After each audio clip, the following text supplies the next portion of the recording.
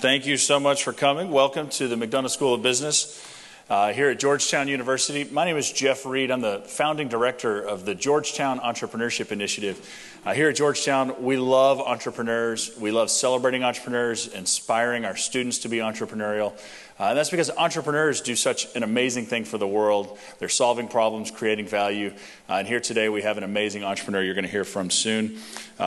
We'd like to thank our partners from the School of Foreign Service, Professors Scott Taylor and Steve Radelet. We thank you guys for being here and for helping put today's event together. And it's now my pleasure to introduce the Dean of the Business School, David Thomas, who has been here for 4 years and been an incredible supporter of global business as well as for entrepreneurship. Thank you very much. Let me welcome David Thomas.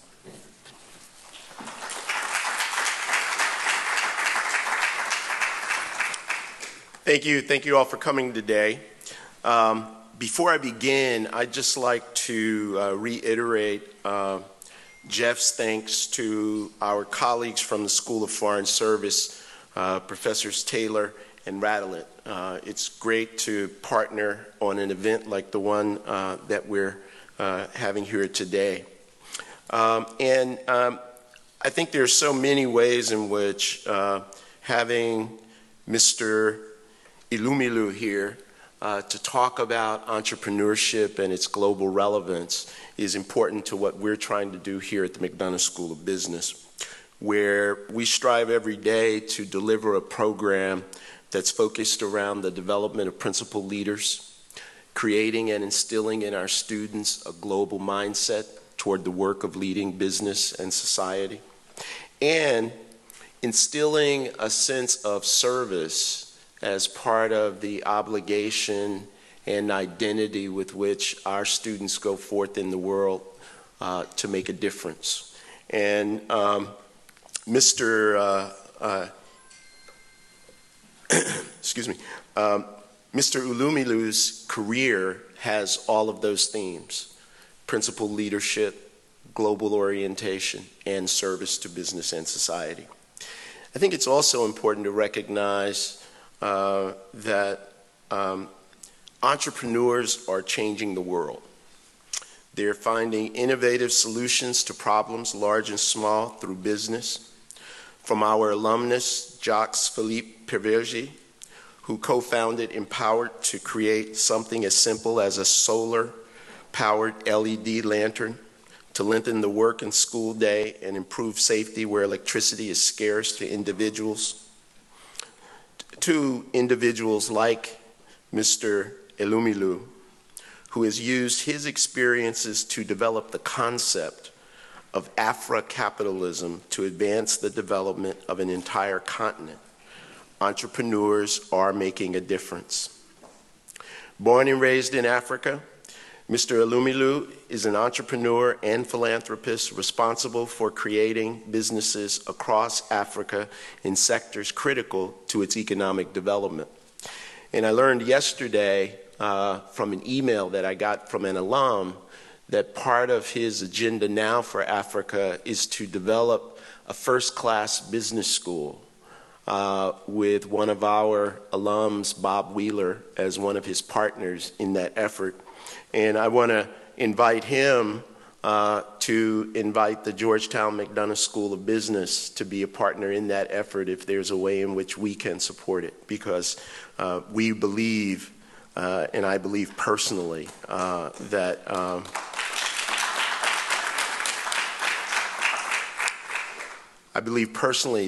the development of Africa is critical to how the world will develop in the 21st century. So anything that we can do to make the operation of markets successful in creating both economic and social value on the continent of Africa, we stand prepared to support you. In 2012, he founded Heirs Holdings, an African investment holding company with investments in financial services, power generation, oil and gas, agribusiness, real estate, and hospitality. In the same year, he established the Tony Elumelu Foundation, an Africa-based and African-funded philanthropic organization dedicated to catalyzing entrepreneurship across Africa. Mr. Elumelu currently is chairman of Heirs Holding, as well as United Bank of Africa PLC and Transcorp PLC, Nigeria's largest listed conglomerate.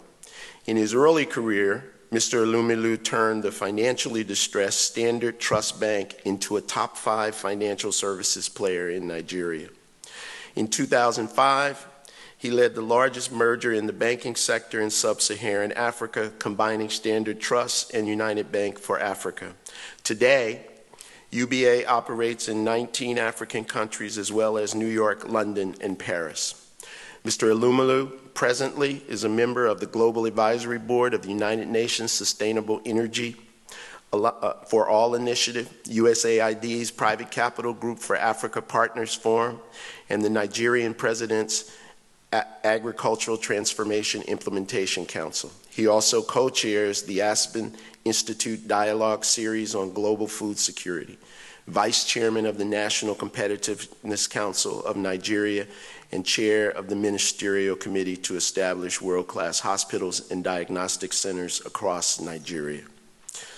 I read his resume, and I thought that to have accomplished all of this, he must be somewhere in the neighborhood of 75 or 80 years old. So when I saw him walk in looking like a kid, I said, "You're so much younger than I thought that you would be." It makes me feel like an underachiever. But we are pleased that he is able to join us today. Following his attendance at yesterday's White House Emerging Global Entrepreneurs event, where he was with President Barack Obama, I told him today that Barack was a little jealous that he was coming to Georgetown, so he decided to come himself today. In case you saw the parade that was over in front of Healy Hall earlier today. So he's chasing Mr. Elumelu here. So with that, I will turn it over to our distinguished guest, Mr. Elumelu.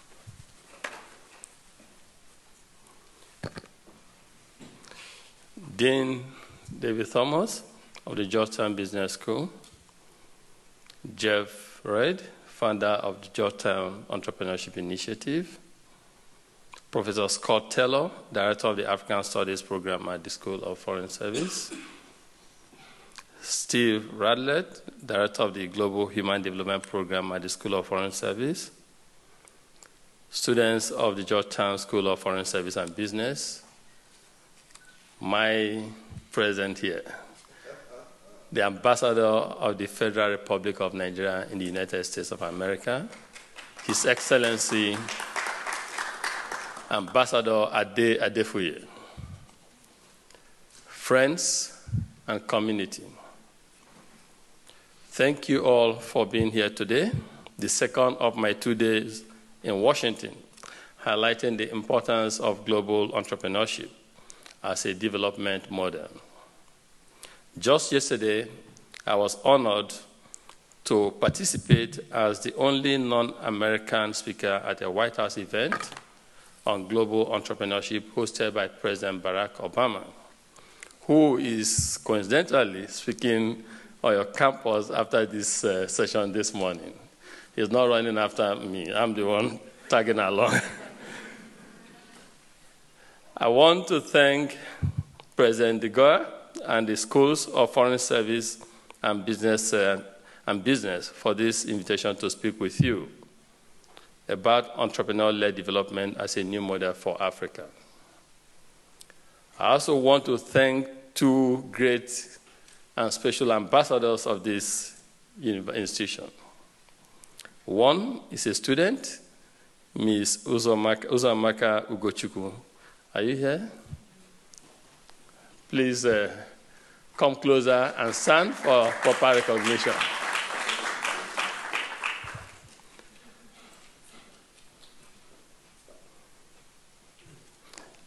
I want to thank Uzamaka for her initiative and efforts to make today's event happen. Thank you. Thank you. Thank you. Thank you. And the second is not a student,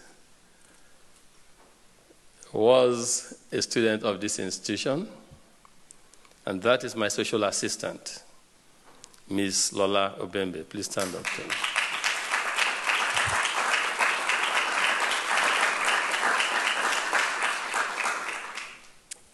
She worked tirelessly with Ms. Uzamaka to align this program into my extremely busy schedule.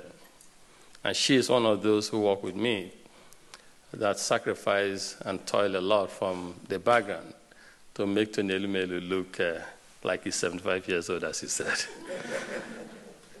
Additionally, I want to salute my friend, Dr. Rasha, the esteemed former head of the U.S. Agency for International Development, USAID, who just joined your fine institution, and under whose leadership the generosity and innovation of the American people has been expressed with great results and value for money. I accepted this invitation to speak to you because as the future foreign services officers and business leaders of America, your perspective on development will influence U.S. policy and investments in Africa.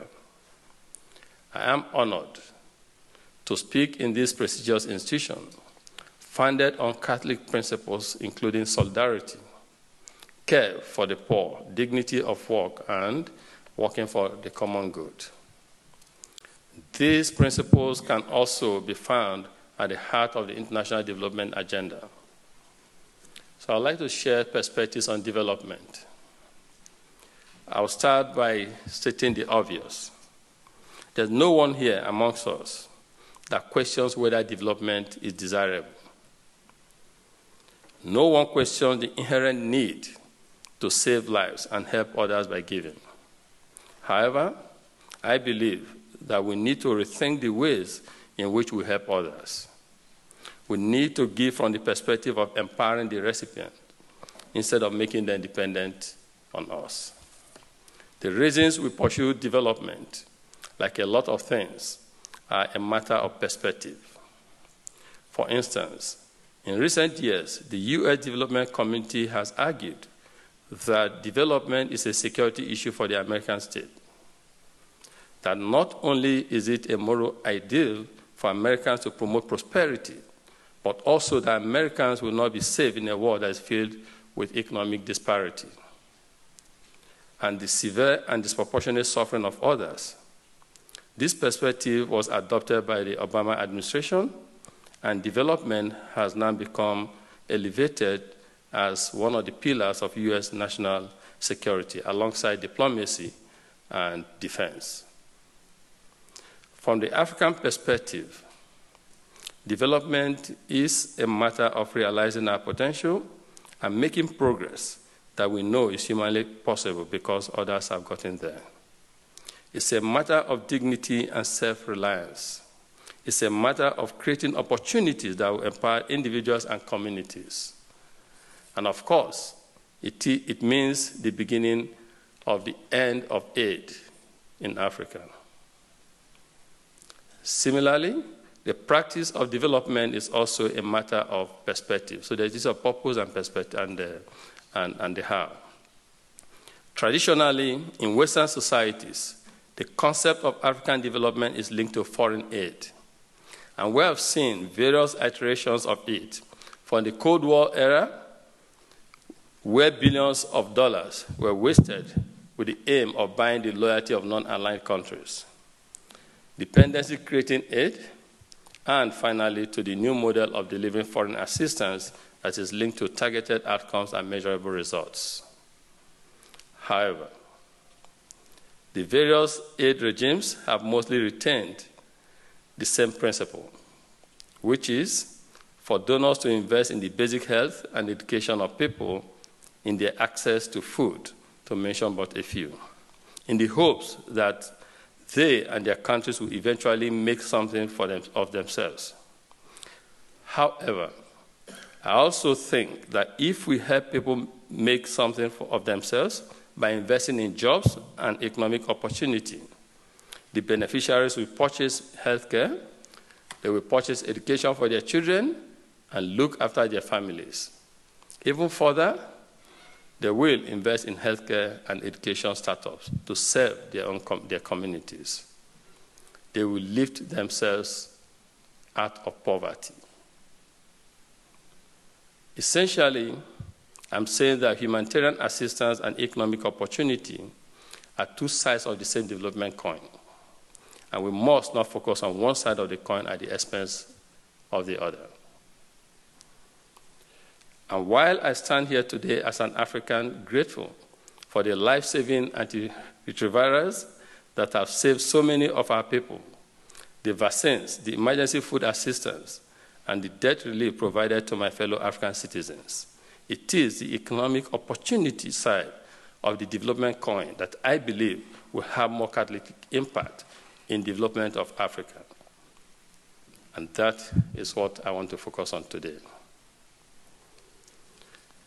Let's look at some empirical data. In 1990, the amount of overseas development assistance, ODA, received by Africa was $26 billion, and foreign direct investment, FDI, was only about $1 billion in 1990. Now, fast forward to 2013. In 2013, ODA received by Africa was $56 billion, and FDI was $57 billion. So while ODA has been growing and almost doubled since 1990, FDI, which was less than 5% of ODA in 1990, has grown so quickly that it has overtaken ODA. Now, ODA is easily and directly linked to development objectives. But unfortunately, not enough attention is paid to leveraging FDI to create economic opportunity, which is the other side of the coin. And this is critical because FDI will continue to rise as international capital travels further and further away to seek greater return from other shores. The World Bank statistics tells us that Africa provides the greatest return on investment at this point in time. So Africa is moving towards becoming this engine of global economic growth. FDI aside, what African capital has been doing on the continent over the last decade has been simply stunning. For many African countries, the largest levels of FDI are now coming from Nigeria and South Africa, rather than from outside the continent. And there are a few examples of this increasing trend of Africans investing significant resources in their own countries and across the continent. Some of these examples include the United Bank for Africa, which I chair, coincidentally. It employs 20,000 people and provides banking. It provides employment for 20,000 people and also provides banking and financial services to over 7 million Africans and businesses in 19 African countries, with a presence in Paris, London, and New York. The platform provided by UBA across Africa and the globe enables individuals to save and carry out seamless transactions across the world. UBA supports businesses to secure the capital they require to grow and drives intra-Africa trade and investment on scales previously unheard of. We have MTN, the South African telecommunications company, which has also grown to be a multi-billion-dollar company that operates in 17 African countries, as well as Europe and Asia, enabling hundreds of millions of individual Africans and their businesses to communicate with their families, customers, and markets. And of course, the Dangote Group. Dangote Cement is operating in 6 African countries and helping to build Africa, one brick at a time. And more companies like this across multiple sectors are featured in the soon-to-be-released book. The book is titled Africans Investing in Africa, a research partnership between my foundation, the Tony Elumelu Foundation, and the Oppenheimer Families Bentors Foundation. Companies such as these are creating hundreds of thousands of jobs in multiple countries and integrating the continent more each day. And in today's Africa, each job means a lot. Each job means the opportunity to pull a family permanently out of poverty. To create a wider tax revenue base for African governments. And very importantly, greater social stability because minds are constructively and gainfully engaged. So when we talk about the growth of the private sector in Africa, we are talking about the growth of infrastructure, housing, financial inclusion, and stability, to mention but a few. These all add up to increased development based on the other side of the development coin, which is economic opportunity. This is what I have been preaching, that the private sector has a role to play in Africa's development. This I call Afri-capitalism. Afri-capitalism means that we cannot leave the business of development up to our governments, donor countries, and philanthropic organizations. And African businesses usually come down to individuals. Behind most companies are an entrepreneur. I've enjoyed a lot of success in my chosen pursuits, but when it comes down to it, I see myself basically as an entrepreneur. And I recognize and embrace the responsibility that I have to play a role in Africa's development. I have come to understand that the most important thing I can do to advance our development is to help replicate my success in others and to evangelize the cause of entrepreneurship. I count myself among those who believe that 5 entrepreneurs built and transformed the United States of America into what it is today. Great people like John D. Rockefeller, Cornelius Vanderbilt, Andrew Carnegie, J.P. Morgan, and of course, Henry Ford. Similarly, I believe we must recognize entrepreneurs as key drivers of development in Africa and prioritize them in African philosophy, philanthropy, and policy. If 5 men built this country in the manner that we know it today, then African private sector entrepreneurs have a role to play also. And here are some of the reasons why I think so. First, traditional development models are often top-down. Entrepreneurship is a bottom-up approach to economic growth and development. It focuses on empowering the individuals and not just the institutions. Second, at the micro level, entrepreneurship empowers the individual to decide how best to improve their own economic circumstances. At the macro level, it is the expression of African solutions to African economic problems. Third, as I wrote in an op-ed entitled A Marshall Plan for Africa's Employment Challenge, published in January 2014, 122 million Africans will enter the labor market by 2020. The number of new jobs that need to be created to accommodate this is a lot.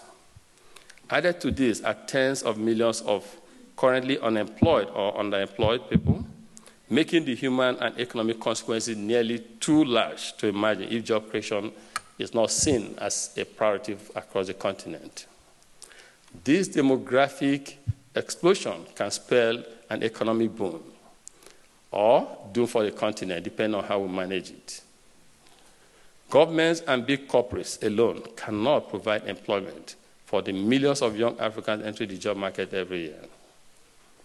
Supporting entrepreneurship means creating policies that improve the enabling environment for millions of potential job creators to succeed, rather than for a small number of government or private entities.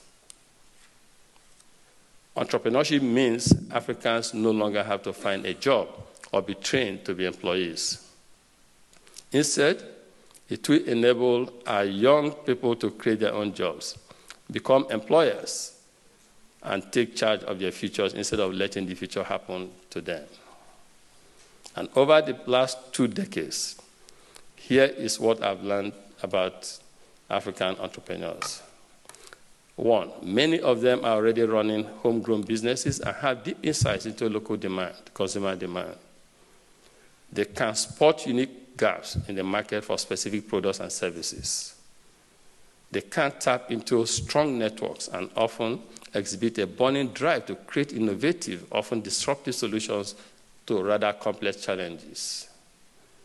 These are the people who can fuel our future on the continent, but who lack the capital, the training, or the support to take their small businesses to national or regional scales.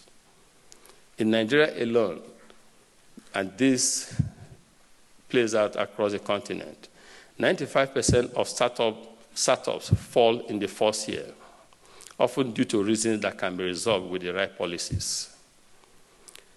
I have so much belief in the potential of nascent and budding African entrepreneurs.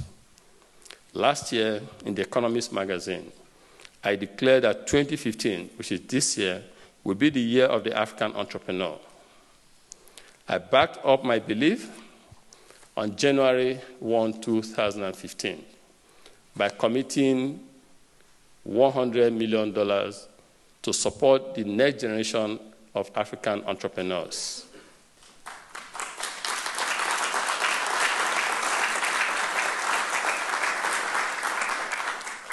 The Tony Elumelu Entrepreneurship Program is designed to identify 1,000 African entrepreneurs every year for the next 10 years and provide them with the much-needed seed capital to actualize their business ideas.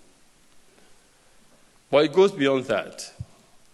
We have already harnessed the talents of 400 mentors across the world, not just in Africa. In fact, yesterday at the White House, some man walked up to me and said, "Mr. Elumelu, I'm one of the mentors for your program."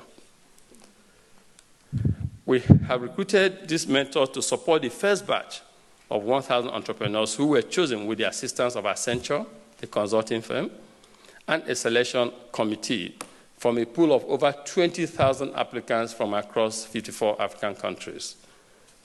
They are currently receiving, as we speak at this moment, receiving online training and will attend a 2-day boot camp in Lagos in July to prepare them for the challenges of business and allow them to network with their peers across Africa.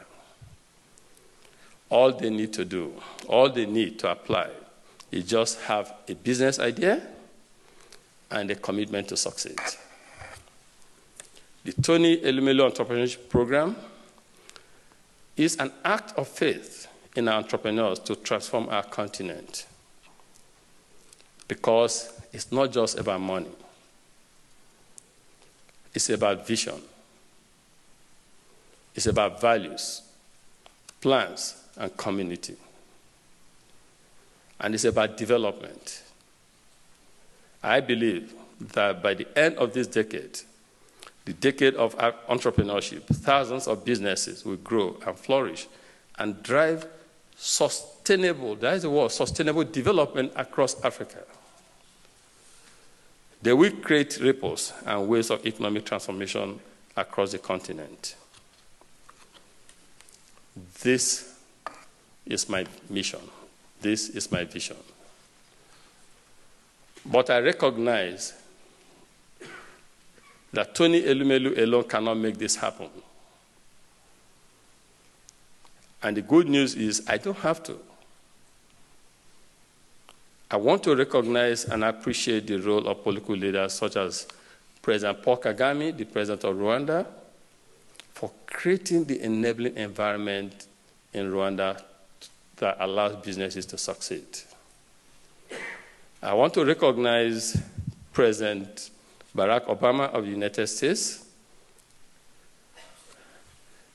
And I want to also recognize established entrepreneurs and philanthropists like Jeff Skoll, Leo Media, and Richard Branson in supporting entrepreneurship as a development path for Africa and the world. I especially want to thank President Barack Obama for understanding that we have to encourage and support young people to become economic players in their countries. The Obama administration sparked initiative that the Tony Elumelu Foundation is collaborating with is dedicated to promoting entrepreneurship all over the world as a key foreign policy priority. As I mentioned in my opening, just yesterday, President Obama hosted a White House event that brought together budding entrepreneurs and prominent leaders to help start the spark of entrepreneurship, leading up to a global entrepreneurship summit in Nairobi in July. I saw someone here before, Shadi. Is he here? I thought I saw Shadi. Stand up. Shadi is a young African entrepreneur from Nigeria who benefited from the Tony and Awele Education Prize. And for the first time in his life, he was in the same hall with the American president yesterday. Imagine what this would do to transform Shadi's life as it relates to entrepreneurship as a way to go. Shadi calls from the northern part of...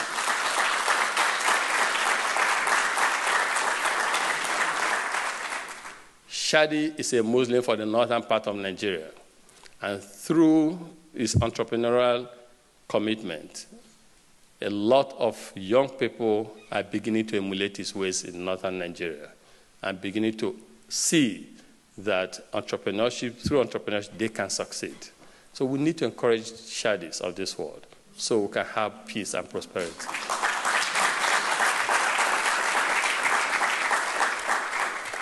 So there was a strong sense yesterday of fulfillment for me to be invited to the seat of your government to share and hear other perspectives on this profound topic and the power we are unleashing to develop our continent. In conclusion, the future we all want for ourselves is one of our own making, not happenstance. So, I want to finish by urging policymakers and the international development community to recognize and embrace entrepreneurship as a new model for the development of Africa and beyond. A model that empowers individual Africans and harnesses the power of innovation, personal initiative, hard work, and collective market-driven ingenuity to address previously intractable problems and change our continent forever. I have contributed $100 million to this cause and have made it my life's mission to empower Africa's entrepreneurs. I challenge all to consider what you can do to make the entrepreneur-led development model work for the benefit of every African. And to the students here today, I want to say that as you walk the halls of this prestigious university, as Lola once did, in the pursuit of your own path, confident in your ability to create the future that you imagine,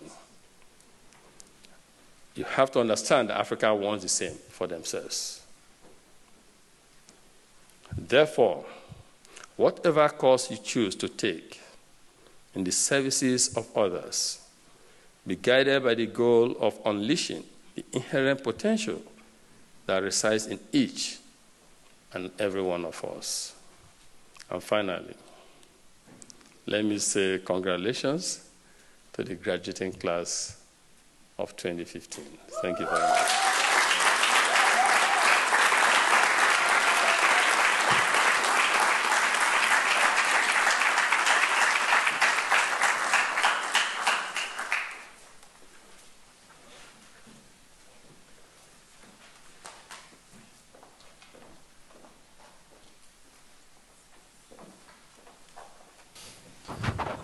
Thank you very much for those words and for being with us here today. I'm Steve Radelet. I'm a professor at the School of Foreign Service and direct the Global Human Development Program there.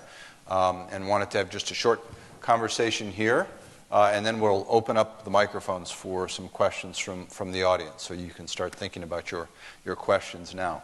I wanted to start by stepping back and looking at sub-Saharan Africa as a whole and the economic renaissance that's been underway now for 15 or 20 years in not all of sub-Saharan Africa, but in many countries, in Ghana, in Mozambique, in Namibia, in Rwanda, as you mentioned, in Ethiopia, and it's starting in Nigeria, in South Africa to some extent.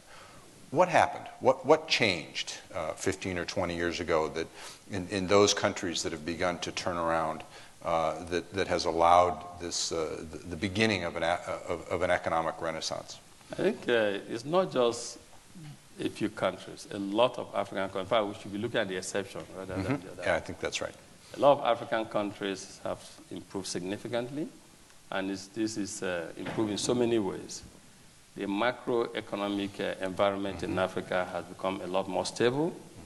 Government policies have become a lot more stable, that you can predict government. The regulatory environment in Africa is improving very fast, and political stability has now firmly been entrenched almost across all African countries. That where there's a coup, as there was one in Burkina Faso last, not a coup, government change of government, you see other African leaders put pressure. Put pressure.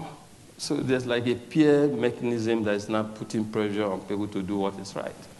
And African leaders are now beginning to compete in terms of governance, and etc. So we've seen a new development in Africa. And as I said in my remarks, we had FDI defined before us, monies coming into Africa from outside Africa. But today, it's changed significantly. The bulk of FDI intra-Africa is coming from Africa.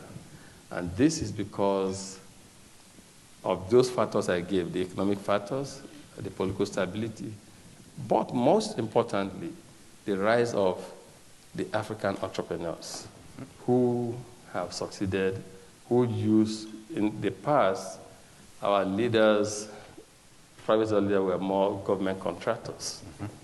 You see, today, I've never done one contract in my life, and so many other African leaders are like that. So you begin to see people who are informed, who are exposed, and who expect the best for Africa. Because, and if you look at this school, I'm sure my assistant was from this school, and you have many other students here. A couple of them go back to Africa. And when they go back, they also demand and expect nothing but what they are used to. So a couple of factors have gone in. But in summary, I would say that the economic environment has become very stable. Government policies have become very predictable. You know, people don't care about certain things, but you know what? Let's know there's predictability. I haven't said that there are a few issues we still need to deal with in Africa. We need to make sure that corruption is brought down to the barest minimum, so that good governance, so people will do, masses will benefit. We also need to make sure that the issue of employment, you know, we'll tackle employment significantly. And for me, one of the ways of dealing with this is the issue of entrepreneurship. And for entrepreneurs to do well, we need to make sure that the enabling environment that will predispose, that would enable people with great ideas to succeed, that will have them. It's good to have access to capital, but we've seen that access to capital is not everything you need to succeed. We need to create the ecosystem that supports entrepreneurship. So those are things, areas we need to improve. And that is why we need to commend African leaders who are leading in that area so that others can emulate. And also that is why the entire world, the global community, the entire world, the development world, the leading democracies of the world should, in our respective engagement with Africa, continue to impress on everyone to make sure that the right environment is created to unleash the potential we have in our people. Good. You mentioned political stability several times, and it makes me think of the recent elections in Nigeria, because part of stability is to have change that happens constitutionally, smoothly, and we had these recent elections in Nigeria where an opposition party won and there was a peaceful, smooth transfer of power. Hard to imagine 20 years ago or 10 years ago that this could have happened. Talk a little bit about the importance of the recent elections in Nigeria. It's quite symbolic and significant in many respects. First is it tells the world that the narrative on Africa should change from what it used to be, the stereotype, the way the world used to perceive Africa. This is a new Africa in the 21st century, where you have leaders who are beginning to behave in a different way. So we need the world to see this. For me, it's not just success for Nigeria as a country, but success to every black person, and even to the whole world, that we are advancing. There's the thing about the commonality of humanity, that all of us are doing well and making progress in the right direction. So that's one, the narrative. So people need to begin to see things differently. Second one is it tells you about what the first question you asked, the level of advancement in the political process, which leads to the right governance. And when you have good governance, the business entrepreneurs do well. It tells you that things have changed significantly. Not only did the opposition won from an incumbent leader who was also, and the margin was 2 million votes. You'd have expected a lot of things and maybe court cases, etc., but there was a peaceful acceptance of defeat. He set the tone. He set the tone. You now see state governors also, the secondary level of government, people losing at that level. Instead of going to court, they're also congratulating. Right.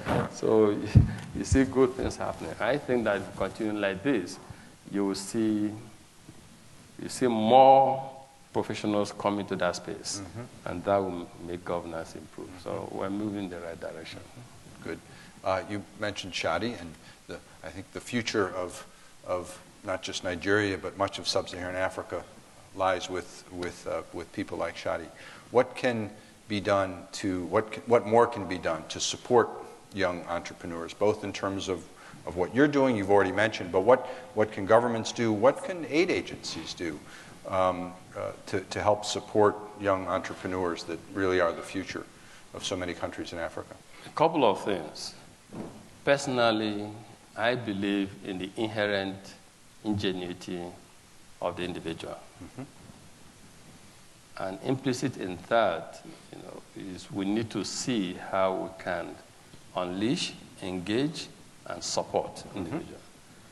So what we have done, are doing through the Tony Elumelu Foundation, is, in my viewpoint, a classical demonstration of what we owe to our continent and to humanity.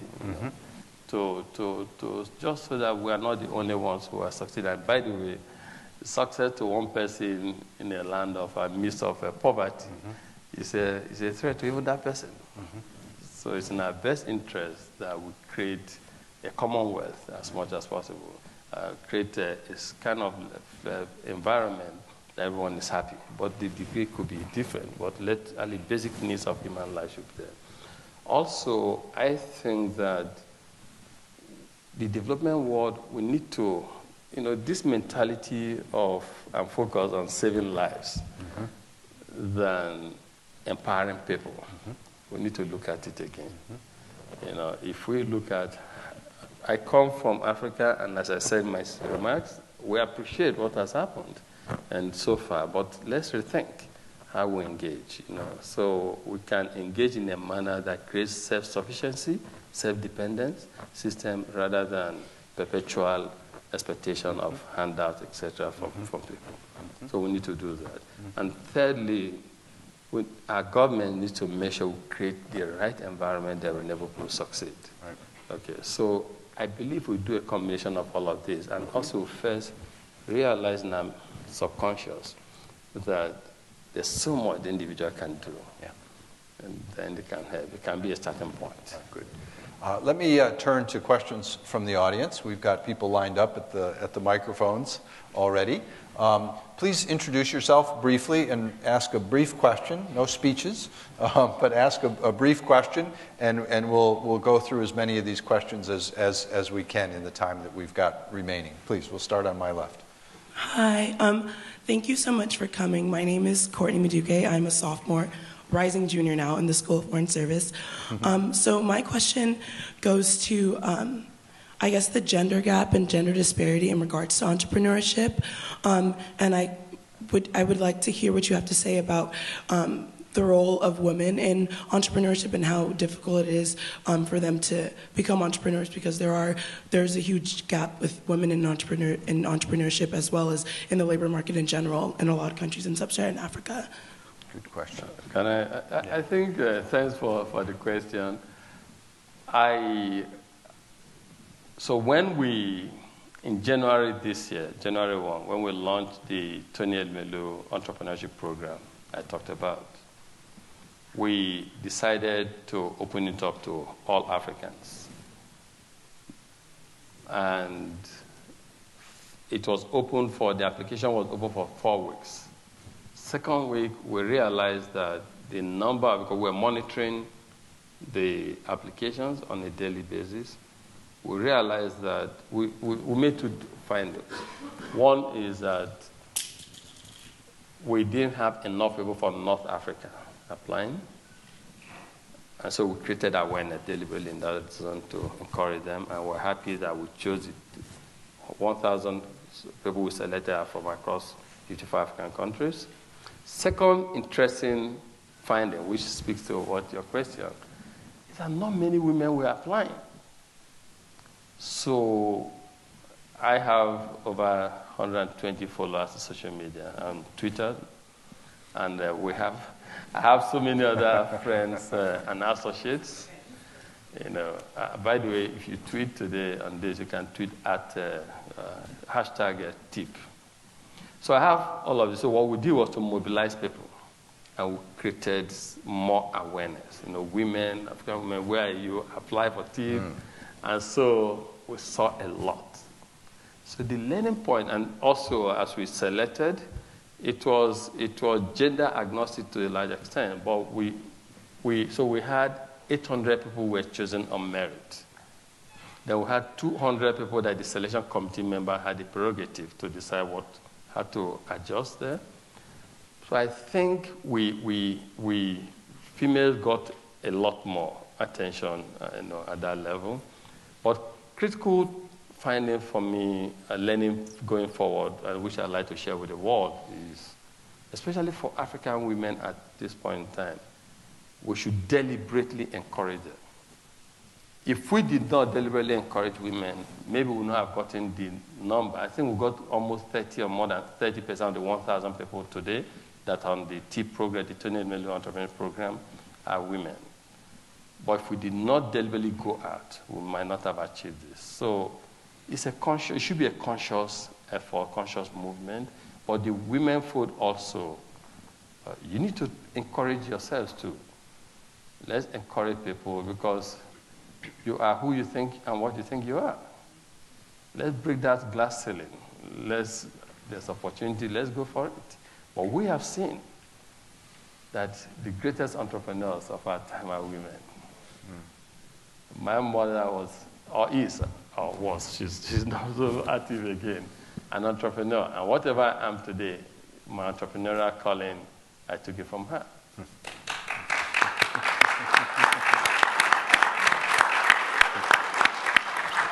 And so that is inherent in every woman. So we need to encourage women to succeed. Good. We'll move over here. I can see already we're not going to be able to get through all of the questions. We've got long lines here, but we'll go through several more in the time that we have remaining. But over here on our right, please. Good morning. Thank you, sir, for your great insights and great leadership. We're really tremendous, and we very much appreciate it. I'm Shelley Porges. I'm the former head of the Global Entrepreneurship Program at the U.S. State Department, and was the person who helped the State Department launch the African Women's Entrepreneurship Program. So I'm also an entrepreneur in residence, by the way, here at Georgetown University, thanks to Jeff Reed and Alyssa Lovegrove. But my question, the young lady sort of anticipated my question, so let me just build on it. You've already commented on the challenges and the focus that you have on women entrepreneurs. Beyond that, you run one of Africa's largest banks, UBA, and I'm wondering, as the someone who's on the board of the Global Banking Alliance for Women, what more the bank can be doing to reach out to those women, to support them both in the capacity building, which you're doing through your foundation, but also with the technical capacity and the financial literacy that your bank could be also serving them? I think a couple of things we need to do. I think the issue of entrepreneurship can be addressed in two main broad buckets. First is what needs to be done at policy level to create the right environment. And the second one is what should be done in that space of entrepreneurship ecosystem to make it work. So on the second bucket, there's issue of access to capital, especially seed capital, long-term patient capital. What equally important is mentorship. Mm-hmm. And also networking opportunities. So like a Shadi yesterday at the White House interacting with others from across the world. It's significant. Mm-hmm. That's a telling impact, if not today, in future, in how he approaches issues. And he has an ecosystem of people we can talk to, network of people we can talk to rub ideas. Mm-hmm. For ladies, I want to also look at it from two perspectives.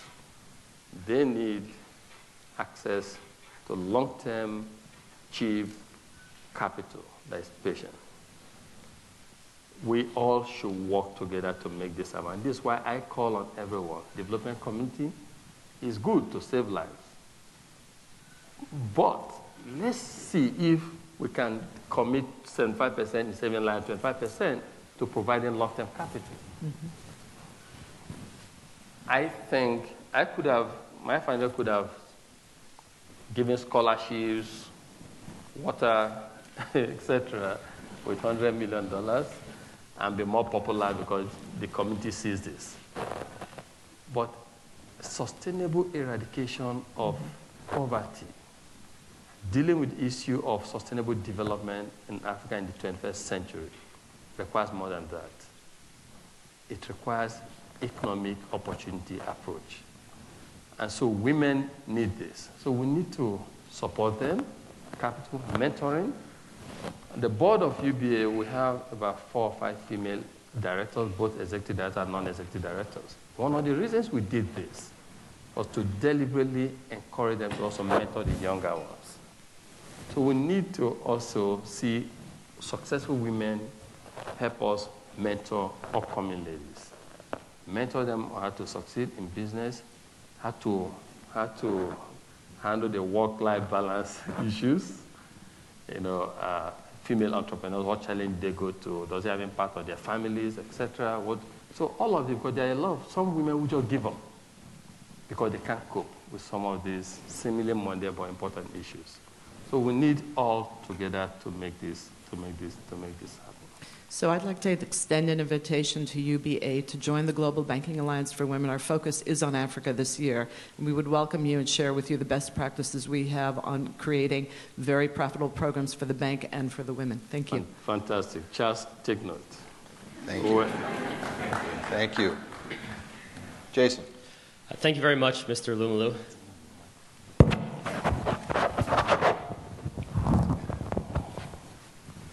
Thank you very much, Mr. Elumelu, for an interesting conversation about such an exciting and important topic.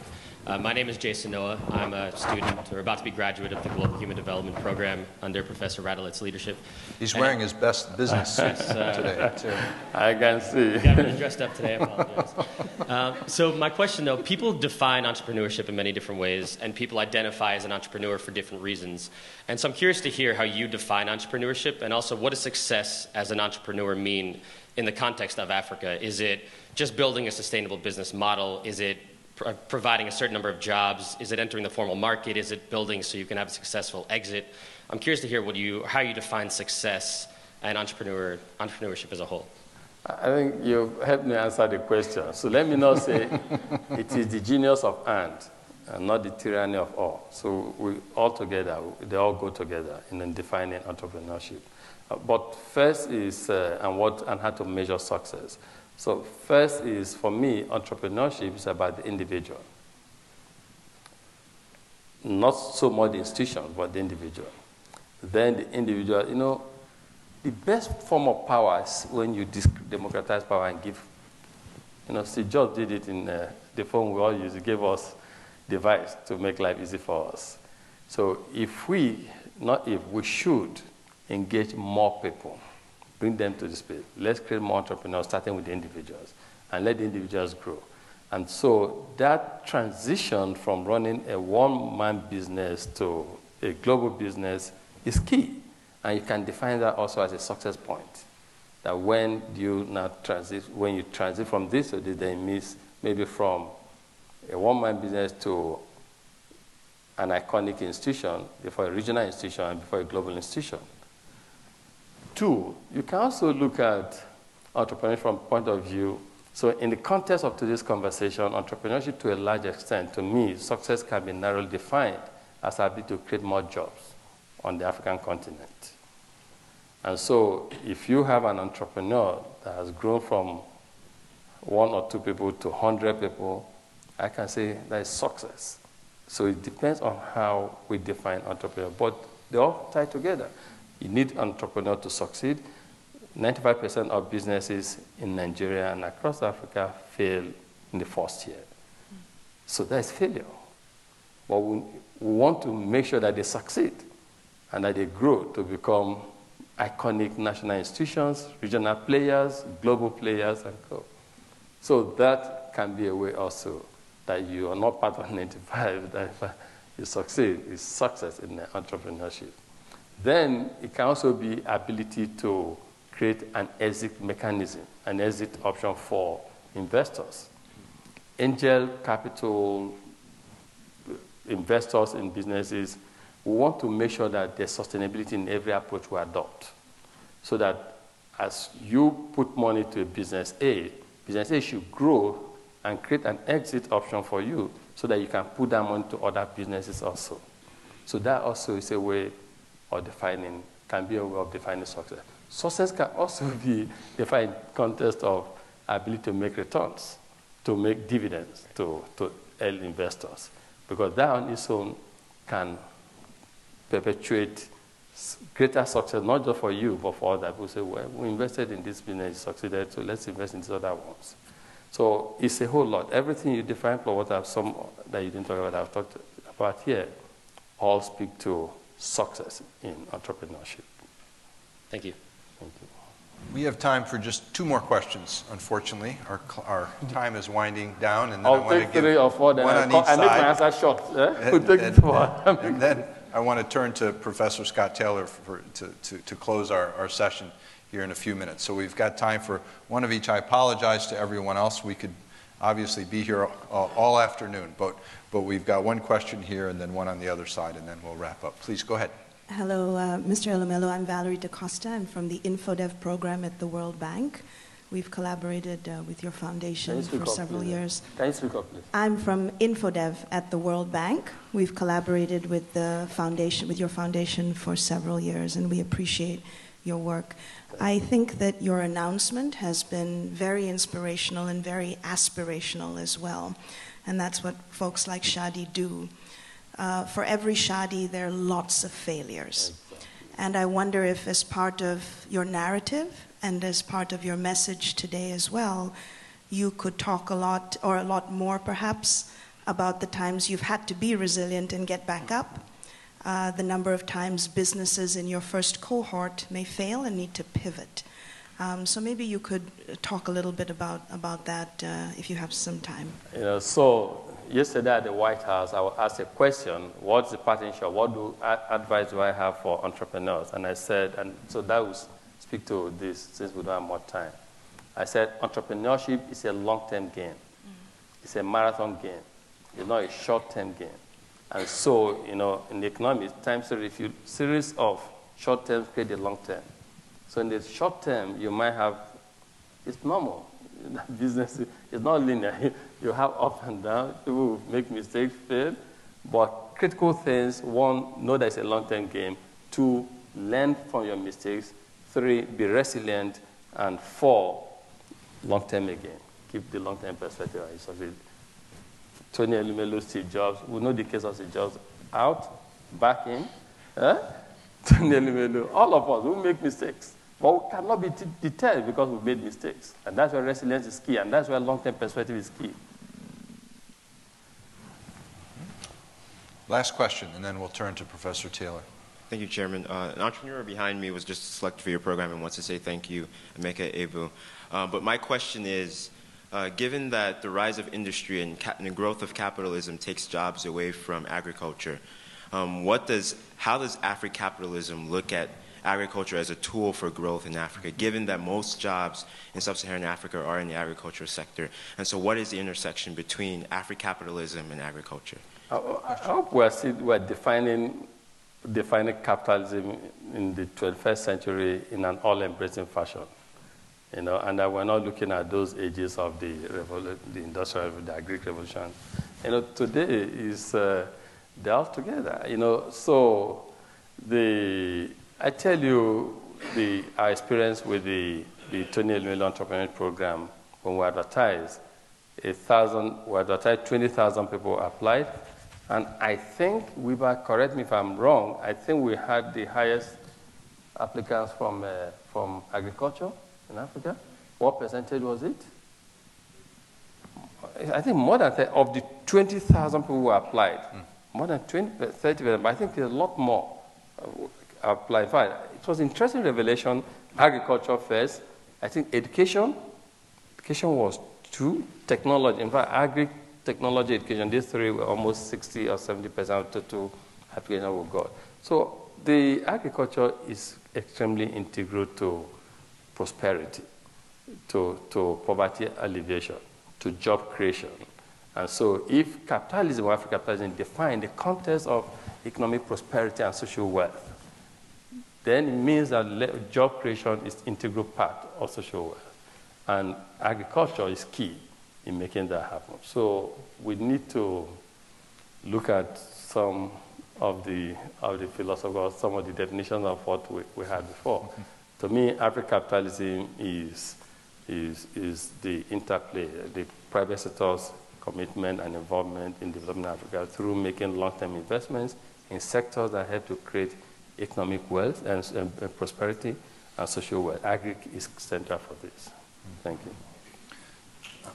Let me now turn to Professor Scott Taylor to wrap things up. I apologize to the rest of you that are waiting in line, but we just don't have time to go through all of the questions. So, Professor Taylor. Thank you very much, Steve. Thank you all. I was joking before we started. President Obama gives the State of the Union address, and then after the State of the Union, there's always a Republican response. Nobody remembers the Republican response. So I've been placed in the unenviable position of trying to follow as inspiring a leader and a guest as we could have, in Tony Elumelu. But I promise to be brief. First, I just want to reiterate the thanks for our co-sponsors in the Office of the President, Dean Thomas, and the McDonough School of Business, the Entrepreneurship Initiative, of course, Professor Radelet and the Global Human Development Program, and my colleagues in the African Studies Program. But most of all, I want to thank Mr. Elumelu for being here and his staff for making that possible. As we adjourn, I want us to consider and reflect on really the revolution that we're witnessing in African business, capitalism, and development. And we've just been privileged to hear from one of the foremost leaders of that revolution, one of Africa's outstanding, and the world's outstanding business leaders and philanthropists. Tony Elumelu is a founding member of that new generation of Afro-capitalist actors, business people who are leading the way in areas of development, employment creation, and ultimately poverty eradication. And I think that's much of what lies at the heart of what we were talking about today, and coincidentally, lies at the heart of another discussion taking place right now by another global leader a few hundred yards from here. Indeed, the 1990s notion that Mr. Elumelu mentioned of African solutions to African problems, I always found, at least in the early time it was created sometime in the 1990s, as a hollow buzz phrase. but it's now a reality in these ideas and practices of Afro-capitalism, in the ideas and advances of business in Africa, all of which see leaders like Mr. Elumelu in its vanguard. Tony Elumelu, of course, will continue to directly support entrepreneurial development through the foundation and through his other important initiatives in education and, of course, in business, as he spoke about. But equally important, in my view, he will continue to serve as a role model for both aspiring and established entrepreneurs across Africa and across the globe, and I think that's one of the most important contributions. So we are indeed fortunate to have a guest of such wonderful experience and caliber and thoughtfulness with us here at Georgetown University. Thank you again, Mr. Elumelu, for being with us this morning. It is an honor to have you here, and thank you all so much for coming.